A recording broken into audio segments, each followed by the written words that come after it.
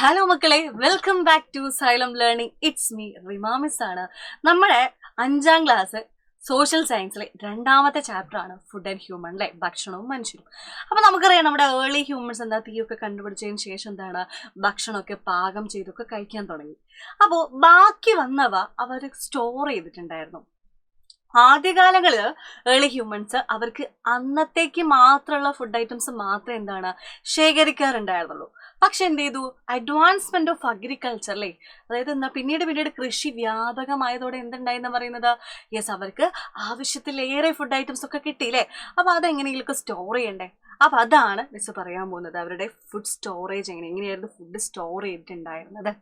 Okay, നമുക്ക് നോക്കിക്കോ. അതായത് ഭക്ഷ്യവസ്തുക്കളുടെ സംഭരണം, സ്റ്റോറേജ് ഓഫ് ഫുഡ് ഐറ്റംസ് ആണ് പറയുന്നത്. Early humans gather their food only for their day to day life. Miss പറഞ്ഞില്ലേ, അവരുടെ ദൈനംദിന ആവശ്യങ്ങൾക്ക് വേണ്ടിയിട്ടുള്ള ഫുഡ് ഐറ്റംസ് മാത്രമേ ആദ്യ കാലങ്ങളിൽ ഇവര് സൂക്ഷിച്ചിട്ടുണ്ടായിരുന്നുള്ളൂ. പിന്നീട് എന്ത് ചെയ്തു, അഡ്വാൻസ്മെന്റ് ഓഫ് അഗ്രികൾച്ചർ, അങ്ങനെ കൃഷി വ്യാപകമായില്ലേ. ഇപ്പൊ കൃഷി കൂടിയതോടുകൂടി എന്തുണ്ടായെന്ന് പറയുന്നത്, ഗോട്ട് മോർ ഫുഡ് ദാൻ ദേ നീഡഡ്, അവർക്ക് ആവശ്യത്തിലധികം ഭക്ഷണം ലഭിക്കാൻ തുടങ്ങിയില്ലേ. അപ്പൊ അവർക്ക് എന്ത് തോന്നി, ഇത് സ്റ്റോർ ചെയ്യണ്ടേ, അപ്പൊ ഇതിങ്ങനെ പാഴാക്കി കളയരുത്, നമുക്ക് സ്റ്റോർ ചെയ്ത് വെക്കണം എന്നല്ലേ. അങ്ങനെ എന്ത് ചെയ്തു, yes, special facilities were needed to store what was left over after the daily requirement കഴിഞ്ഞിട്ട് ബാക്കിയുള്ളവ സ്റ്റോർ ചെയ്യാൻ സ്പെഷ്യൽ ആയിട്ടുള്ള ഫെസിലിറ്റീസ് വേണമെന്ന് അവര് ചിന്തിച്ചു തുടങ്ങി.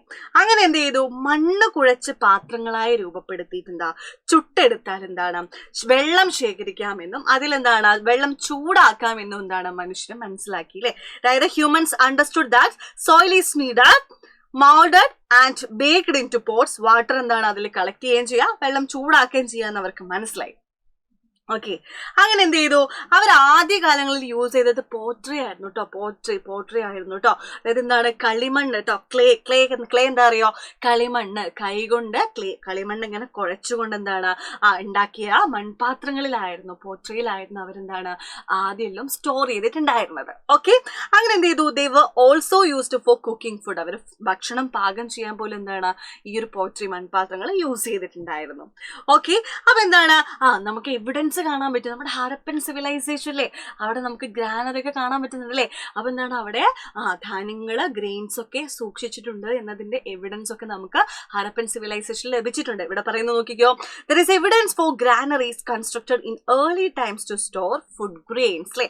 അതായത് ഭക്ഷ്യധാന്യങ്ങൾ സംഭരിച്ച് സൂക്ഷിക്കുന്നതിനായി പ്രാചീന കാലത്ത് ധാന്യപ്പുരകൾ ഉണ്ടായിരുന്നു അവർക്ക് മനസ്സിലായി. അതിന് എക്സാമ്പിൾ ആണ് നമ്മുടെ ഹരപ്പൻ സിവിലൈസേഷൻ, ഇഷ്ടിക കൊണ്ടുണ്ടാക്കിയിട്ടുള്ള ഈ ഒരു ധാന്യപ്പുര, ഗ്രാനറി, അതായത് ധാന്യങ്ങൾ സൂക്ഷിക്കാൻ ഒരുപാട് സ്ഥലത്തു നിന്നൊക്കെ ഇവിടേക്ക് ആളുകൾ വന്നിട്ടുണ്ടായിരുന്നു. ഓക്കെ, അതാണ് യെസ്, പ്രാചീന ഇന്ത്യയിൽ നിലനിന്നിരുന്ന നദീതട സംസ്കാരമായിരുന്നു സിന്ധു നദീതടം, ഇൻഡെക്സ് വാലി സിവിലൈസേഷൻ അല്ലെങ്കിൽ ഹരപ്പൻ സിവിലൈസേഷൻ. ഇവിടെ ധാന്യപ്പുര ഉണ്ടായിരുന്നു, ഗ്രാനറിയുടെ അവശിഷ്ടങ്ങളൊക്കെ കണ്ടിട്ടുണ്ടായിരുന്നു എന്ന് പറയുന്നുണ്ട്. അപ്പൊ നിങ്ങൾ പഠിക്കേണ്ടത്, നിങ്ങൾക്ക് ചോദ്യം വരികയാണ്, ഏതിലൊക്കെ ആയിരുന്നു ബാക്കി വന്ന food items early humans store ചെയ്തിട്ടുണ്ടായിരുന്നത്. മൺപാത്രം, ബാഗ്സ് മെയ്ഡ് ആനിമൽ സ്കിൻ, അല്ലെ, ആനിമൽ സ്കിൻ കൊണ്ട് ഉണ്ടാക്കിയിട്ടുള്ളതാണ് ബാഗ്, അല്ലെ, ബാഗ് കൊണ്ടും, പിന്നെ മുള കൊണ്ട് നിർമ്മിച്ച കുട്ടകൾ, ബാസ്കറ്റ് മെയ്ഡ് ഫോർ ബാംബൂറേ, ദെൻ മരപ്പാത്രങ്ങൾ, വുഡൻ വെസൽസിലൊക്കെ ആയിരുന്നു അവര് ഫുഡ് സ്റ്റോർ ചെയ്തിട്ടുണ്ടായിരുന്നത്. ഓക്കെ, അപ്പൊ ഇത് നിങ്ങൾ മസ്റ്റ് ആയിട്ട് പഠിക്കുക. ഇതേപോലത്തെ വീഡിയോസ് ആയിട്ട് മിസ് ഇനിയും വരും. ബൈ.